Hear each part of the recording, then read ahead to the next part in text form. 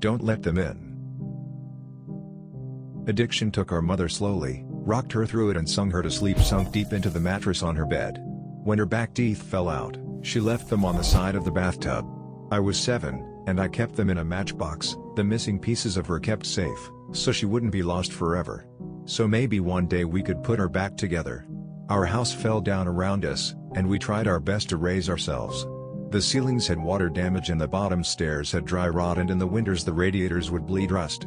But it was still our house, and Annie made it a home. My sister Annie mothered me, with lopsided band-aids on bruised knees and low-core microwave meals.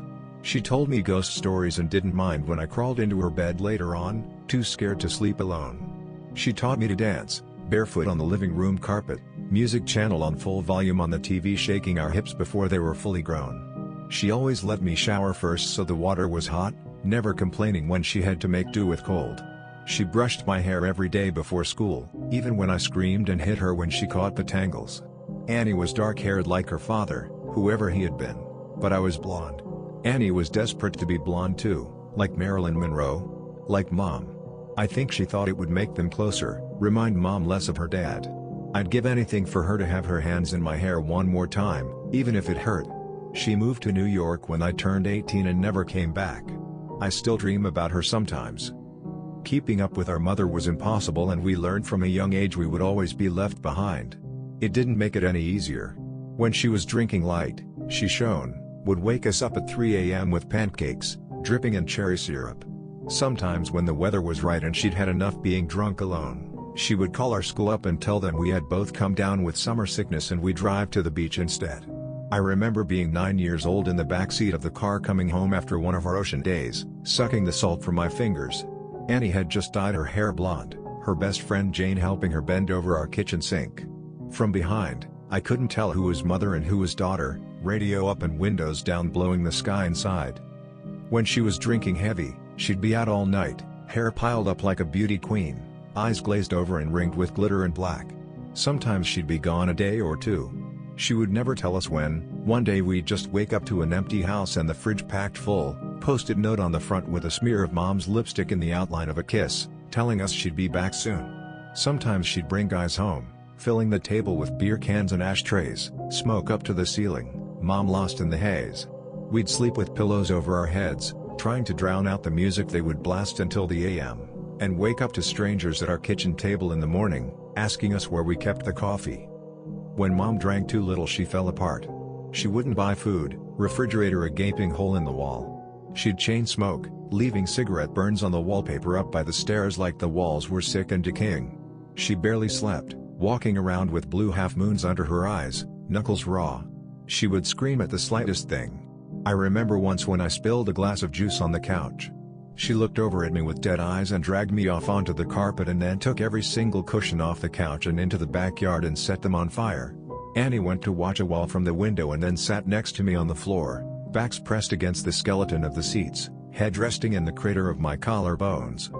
When Mom drank too much was the worst. She'd laugh too loud and too long at anything and everything, until her mouth started to shake and she started crying, at the breakfast table and to her cereal. Annie shut down when Mom was like this, went somewhere deep inside herself where nobody could hurt her. She'd stay up until the morning watching old black and white movies on TV, whispering the lines she knew by heart like prayers. When I was 5 I'd cry when I'd find Mom passed out cold on her bed, sure she would never wake up. Annie would wipe my tears, tell me she was only sleeping just like the princesses in my storybook. We'd sit on Mom's bed together and wait for her to wake up. When we were older, I was the one who would pick Mom up off the bathroom floor again and again, and Annie would put her to bed, smoothing her hair off her face and the vomit from her mouth, changing her clothes if she'd pissed herself. Watching them then, there was no doubt that Annie was the mother now. It was October and I was 13, Annie 16. It was a Wednesday night and Mom had been gone for 2 days.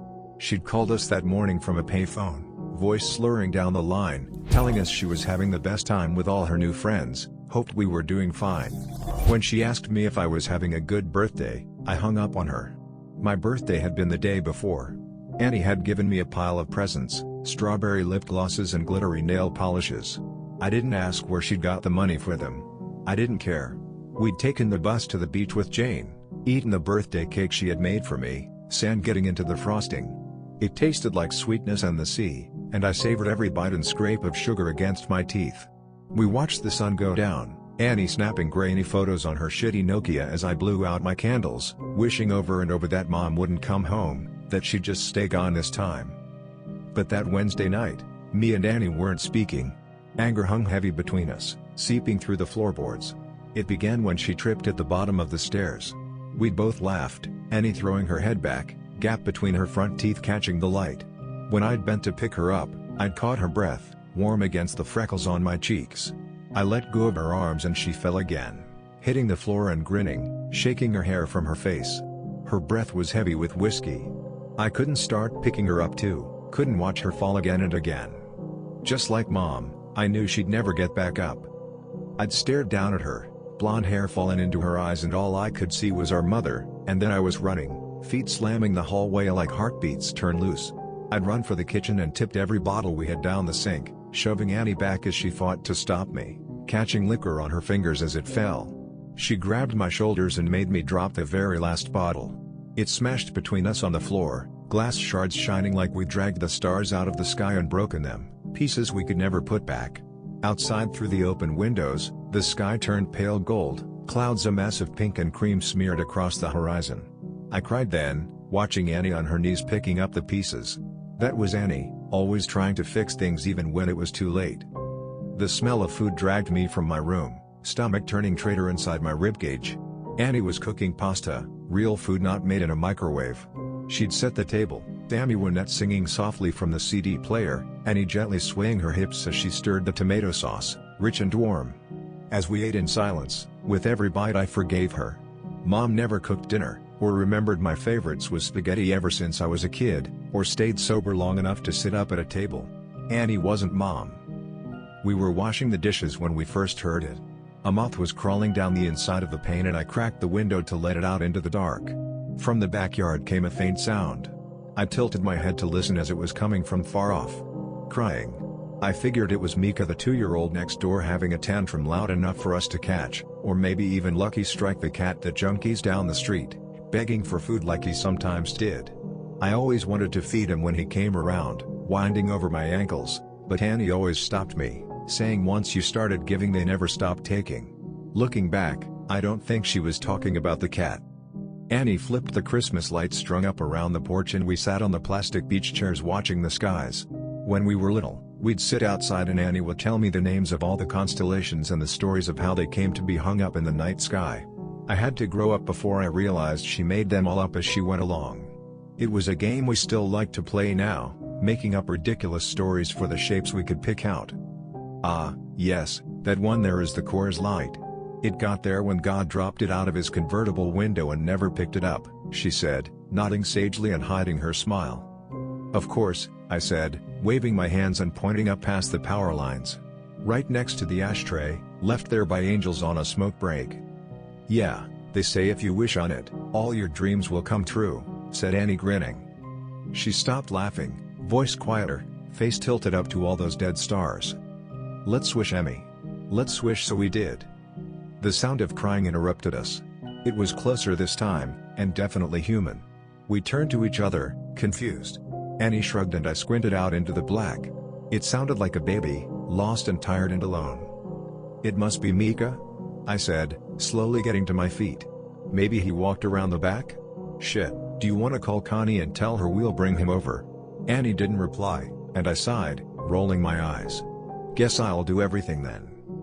I stepped off the porch, grass soft against my heels.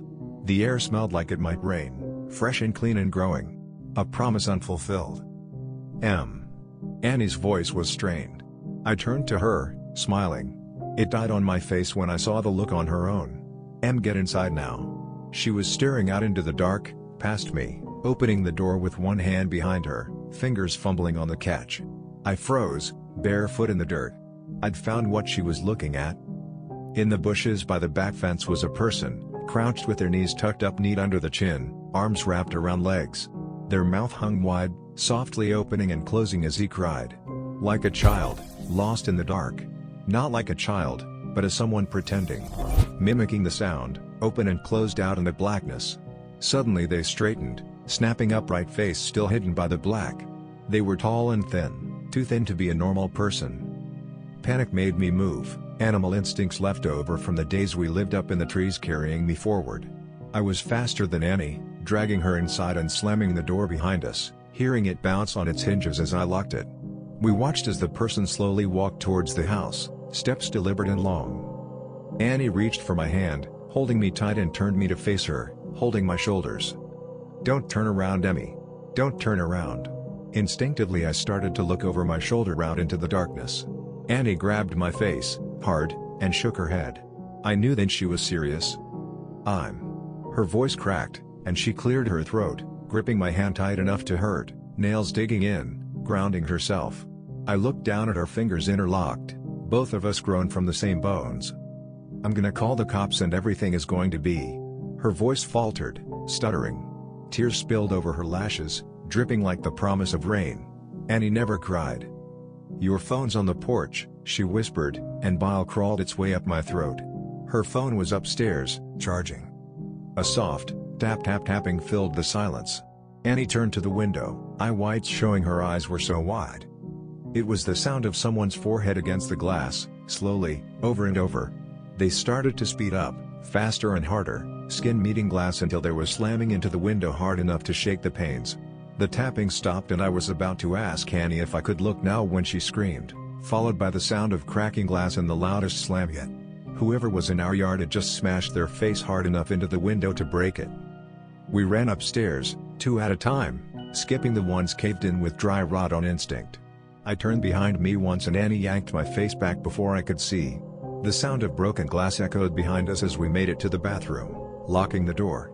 A thin, wailing cry, like a baby calling for its mother, filled the hallway, trapped between the walls and locked doors. Annie threw her back against the door, feet jammed up against the bathtub, clutching the knife she had grabbed from the kitchen. I did the same, shoulder to shoulder. Slow footsteps started on the stairs, deliberate and casual. The crying had become mocking, almost laughter, shrill bursts of sound and then giggles, high-pitched and abruptly stopping before starting again. The first door on the upstairs floor was my bedroom and we heard the distinct sound of it slamming open. They were looking for us. "What the fuck is going on?" I asked Annie, not even bothering to brush away the tears that I couldn't stop falling. I watched my sister pick herself up off the floor, and brace her hands on the door as we heard the sound of a second door slamming open. Mom's room. The next room on the hallway was the bathroom. Annie pulled me to my feet and handed me the knife. I shook my head and pushed it back to her, terrified of what would happen if I had to use it. Annie shoved me and pressed the knife into my hands, thumb pressing hard enough on the blade to bleed. I watched my sister's blood drip down her wrist, a winding red road, still pushing into my hands despite the pain. I took the knife. Something slammed against the wall that Mom's room shared with the bathroom. A high-pitched wail followed. I held my breath, could feel my heartbeat in the base of my throat, a wild and frantic thing. "I'm gonna get the phone from my room." I shook my head violently, about to argue. Annie clamped a hand over my mouth. I could taste the blood on her hand, salty and sweet. Like birthday cake by the ocean. "Yes. I'm gonna get the phone and I'm gonna call the cops and we're going to be okay." I shook my head again. "It's the only way. When I go I need you to lock the door and you don't open it for anything or anyone. Not for me, not for anyone. Promise me." I shook my head and Annie pressed her hand into my mouth, crushing my teeth against my lips so it made my eyes water. "Yes. Promise me, Em." Something smashed in the room next door. Annie brushed the hair off my face, gently tucking it behind my ear. "Promise," she mouthed and unlocked the door as slowly as possible, bolt scraping gently. I watched the curve of her shoulder disappear into the black hall outside, like the moon in eclipse. And then she was gone. I couldn't move or breathe for a second and then I slammed the bolt shut just as something bounced off the outside of the door. A high-pitched scream followed, handle rattling up and down hard enough to pop one of the screws. I watched it roll towards me on the tiles. And then silence. I sat with my back to the door, holding the knife and wishing I was holding Annie's hand instead. Still silence. Nothing but me and my lungs slowly filling the room with my breath. "Em?" came a voice through the door. I started, hands gripping the knife. "Honey, what's going on?" "Mom?" My voice cracked. "Mama, is that you?" I wrapped my arms around myself, shaking, trying to keep myself still. "Sweetie, it's okay, just open the door. It's okay, just let me in." The handle rattled again. Gentler. Just let me in. It's all okay. She banged on the door and I took my handle of the bolt. Honey, I'm sorry. I'm sorry I missed your birthday. I'm sorry I'm such a terrible mother. Please. Her voice broke and she started to cry. Just let me in, baby, I'm so sorry. I screwed my eyes shut. She sounded so sad and so lost. I just wanted her to hold me like when I was a kid and I'd come in off the swings with a scraped knee. Maybe this time she meant it. Maybe it would all be okay. My hand found its way to the bolt again. My sister's voice came through the door, warm and gentle. Yeah, Emily, let us in. It's all okay. My hand froze on the bolt and I tightened my grip on the knife. Annie never called me by my full name. A hand banged on the door, handle rattling. Emily, let us in. Annie's voice became low and guttural, followed by the same shrill giggles from before. Mom spoke now, pleading and crying, voice getting louder and louder. Let us in, let us in, let us in, over and over again, punctuated by her fists on the door. I thought about demons and monsters, all the bedtime stories we pray don't crawl out from under the bed.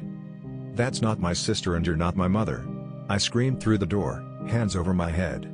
I climbed into the bathtub and curled in a ball, cradling myself, knife clutched to my chest. I didn't know what it was outside that door, but I knew it wasn't Annie. It wasn't the voice that yelled at when I changed TV channel, the one that sang me happy birthday, the one that told me I was smart even when I got bad grades, the one that read me stories about princesses that never wake up. It wasn't human. Bangs and yells came from downstairs, followed by the footsteps of people running. A low guttural howl ripped through the house, filling the room until I felt like I was drowning in the sound, and then the door was kicked in. I screamed, covering my eyes, waiting to die. Arms found me and lifted me from the tub, carrying me from the room. I looked at the outside of the door as I was carried downstairs. It was covered in long scraping claw marks, dragged down to the floor. Pillows ripped apart covered the hallway in soft down, like it had snowed inside. I watched them drift slowly as men in uniforms checked each of the rooms that looked like they had been torn apart by something feral. Outside in our driveway were police cars and an ambulance. In the middle of it all was Annie. Bathed in blue and red light as it washed over her, lit up in the dark like a neon angel, face aglow. I threw myself from the cop's shoulder and ran to her, holding us both together, broken pieces and all, standing under all those constellations we made up. Gentle screaming came from the ambulance, which rocked occasionally. Annie gently turned my head away, smiling so sadly it made my chest ache as I understood. Turns out there was no demon. No wild animal or bad man trying to break in. Just Mom, out of her mind on booze and drugs and everything in between, coming to the end of a week-long binge. Something had finally broken inside her head, and this time we couldn't put her back together no matter how hard we tried. Sometimes you fall one last time and you never get back up. Annie had seen her in the garden, blood dribbling from her mouth, track marks bulging on her forearms like unmapped roads, rail thin and desperate for one more hit, one more fix. She'd searched the kitchen for all the drink I'd thrown away, and when she hadn't found it, had come to hunt for the stash she hid in the bathroom. She hadn't wanted me, just the drugs on the other side of the door, so high she could mimic Annie's voice almost perfectly. Turns out the real monsters are the ones that eat you alive slowly, the kind that come in a bottle or a needle or at the end of a long list of reasons why you can't get out of bed in the morning. Sometimes the monsters are the ones that raise you or love you the most. But it's up to you if you let them in. Please like our video and subscribe to our channel, so you won't miss out any of our future videos. Thank you for your support. This is RedditJoe channel, your everyday Reddit.